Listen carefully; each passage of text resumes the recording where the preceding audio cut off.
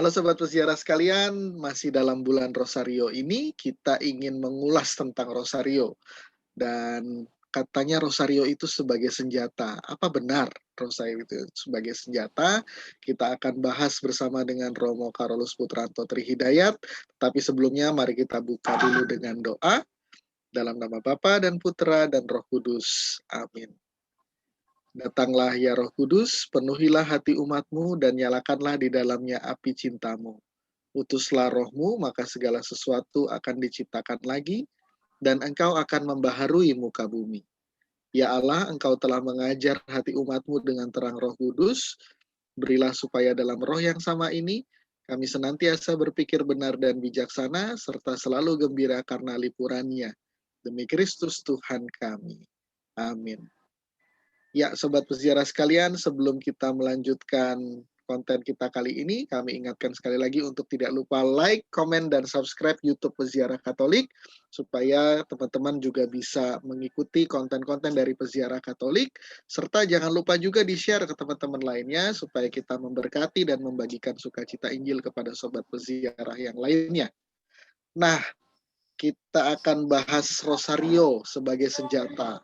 Pertanyaannya, Romo Uut, apa benar Rosario itu disebut senjata dan kenapa kemudian Rosario itu disebut sebagai senjata? Apakah ada kaitannya dengan pertempuran di Lepanto yang kemudian menjadi hari pesta Bunda Maria Ratu Rosario atau bagaimana Romo? Atau ada pertimbangan lain?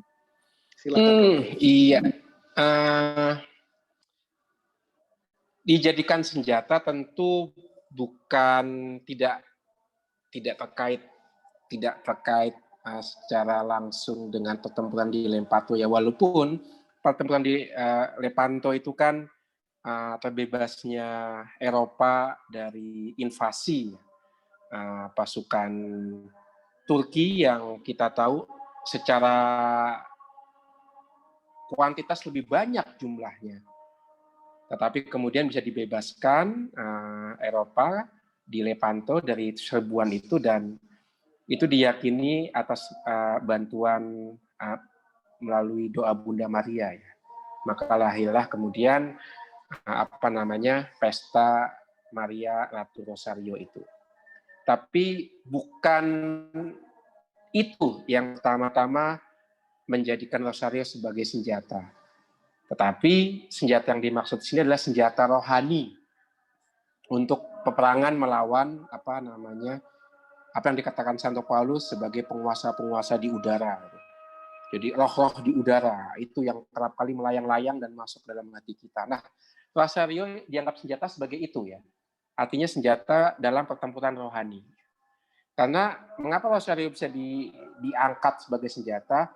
Ini sebenarnya menarik karena devosi kepada Bunda Maria itu dari zaman ke zaman membantu gereja atau lebih tepatnya umat untuk bisa beriman secara benar. Devosi kepada Maria membantu umat untuk beriman secara benar, melawan banyak bid'ah. Sebagai contoh, pernah satu kali dalam gereja ada bid'ah yang namanya Arianisme, yaitu pikiran yang tidak percaya bahwa Yesus itu pribadi ilahi. Yesus itu putra Allah. Arianisme mengatakan, enggak, Yesus itu ciptaan kok seperti kita. Cuman dia kemudian diangkat oleh Allah menjadi penyelamat. Dia diangkat ke level ilahi karena campur tangan Allah. Jadi dia pada dirinya itu bukan Allah, tapi manusia biasa yang diangkat kemudian. Nah, devosi kepada Maria lah yang menyelamatkan umat dari godaan ajaran Arianisme itu ya. Mengapa?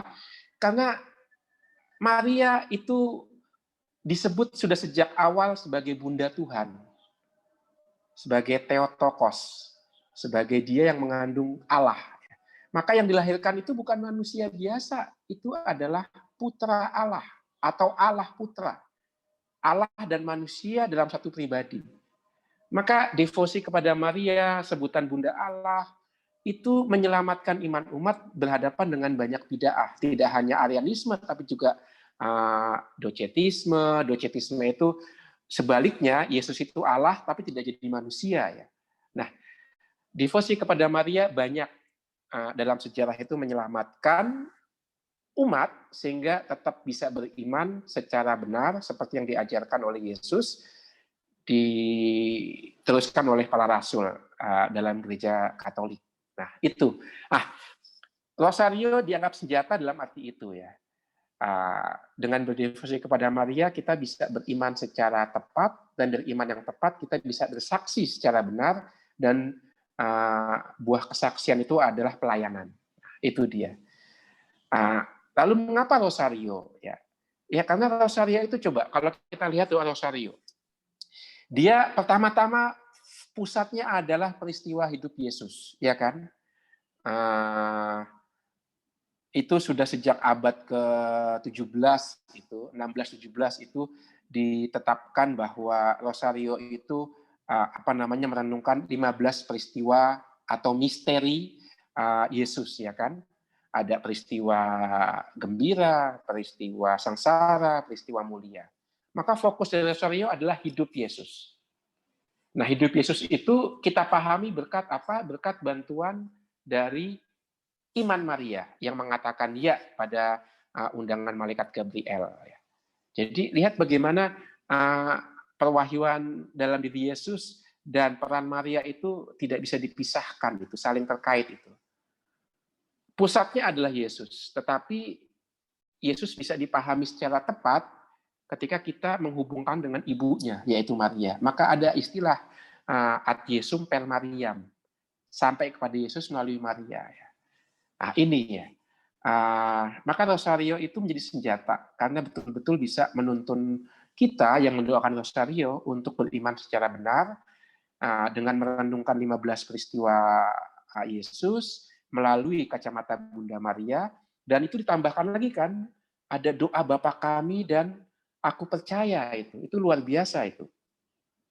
Aku percaya adalah Injil dalam bentuk yang dipadatkan.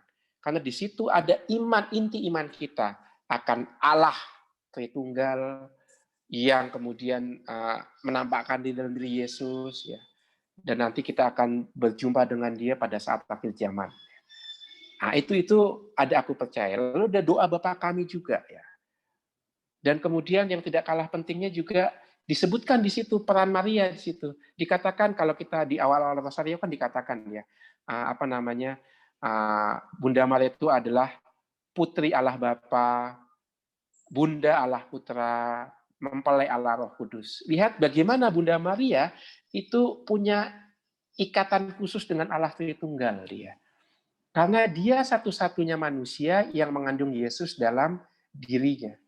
Karena bersentuhan langsung dengan Yesus, baik secara fisik maupun secara roh, maka Maria juga punya relasi khusus dengan Allah Tritunggal. Maka disebut Bunda,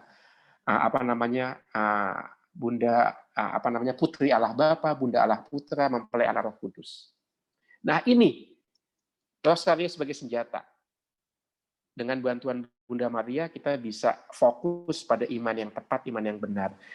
Tidak mengherankan banyak paus, banyak orang kudus itu mempropagandakan doa Rosario ini. Nah ini ada gambar Padre Pio. Padre Pio itu jelas sekali ya. Dia itu salah satu devosan akan Bunda Maria, khususnya membantu dia untuk menghadapi masa-masa sulit ketika dia dalam tanda kutip itu mendapatkan tekanan dari Vatikan. Nah, ini salah satu contoh sederhana bagaimana orang kudus itu bisa mendapatkan inspirasi melalui doa Rosario. Kalau Santa Teresa dari Avila bisa membawa orang-orang lain di sekitarnya itu menjadi kudus, Bunda Maria lebih lagi ya, karena dia kan Bunda para rasul, Bunda para kudus ya, pengantara segala rahmat. Nah, ini maka Rosario menjadi senjata bagi kita untuk hidup beriman, khususnya melawan ajaran-ajaran sesat dan melawan roh-roh penguasa di udara. Nah, itu maksudnya senjata seperti itu. Begitu, Willem. Baik, Romo. Jadi maksudnya senjata untuk peperangan rohani kita Ya, Dan bukan berarti ini berkaitan dengan perang yang sesungguhnya seperti yang terjadi di Lepanto ya Romo ya. iya, bukan. Iya, lebih ke senjata rohani, senjata spiritual. Nah, sedikit aja Romo pertanyaan kecil dari saya. Romo Iya, pernah cerita bahwa bagian terakhir dari doa Salam Maria itu ditambahkan ketika dulu, eee, dunia tengah mengalami bencana besar. Mungkin Romo boleh cerita juga apakah ini mungkin bagian dari peperangan rohani yang dilakukan dengan doa Rosario, Romo? iya, bisa dikoreksi abad 11, abad 12, abad 13 ya. Itu kan ada yang namanya Black Death itu, wabah apa namanya, sampar ya, penyakit sampar PES ya? yang melanda Eropa, pes ya, melanda Eropa. Dan itu kan itu bisa kita bayangkan seperti COVID-19 saat ini ya. Begitu menular, begitu cepat wabah ini melanda Eropa dan begitu mematikan ya. Dan tidak dikenali sama sekali barang baru itu. Orang juga seperti saat ini mati dalam kesendirian karena yang disinyalir kena pes kemudian akan diasingkan gitu. Nah, dalam situasi seperti itu, kemudian orang Eropa Kristen berpaling kepada ibunya, ibu rohani yaitu Maria, maka disebut sebagai auxiliatris itu, bunda penolong. Maka pada saat itulah kemudian lahir bagian kedua dari doa Salam Maria, ya kan, Santa Maria, Bunda Allah, doakanlah kami yang berdosa ini sekarang dan waktu kami mati, amin. Nah, itu pada saat wabah pes itulah kemudian bagian kedua dari doa Salam Maria itu ditambahkan. Dan lihat bagaimana situasi kontekstual, situasi keprihatinan manusia itu bisa menjadi doa. Dan itu kita ucapkan sampai sekarang. Jadi itu membantu mereka untuk tidak menghadapi kesulitan dalam keputusasaan, tapi menghadapi kesulitan dengan iman. Dan Bunda Maria di masa-masa sulit selalu hadir. Nah, itu di situ letaknya. Maka senjata juga doa Bunda Maria ini, kehadiran Bunda Maria ini, Rosario ini untuk melawan keputusasaan ya, untuk melawan kebimbangan, untuk melawan kegelapan batin. Ya. Dan kalau kita ingat penampakan-penampakan Maria itu selalu dikaitkan dengan masa-masa sulit. Ya.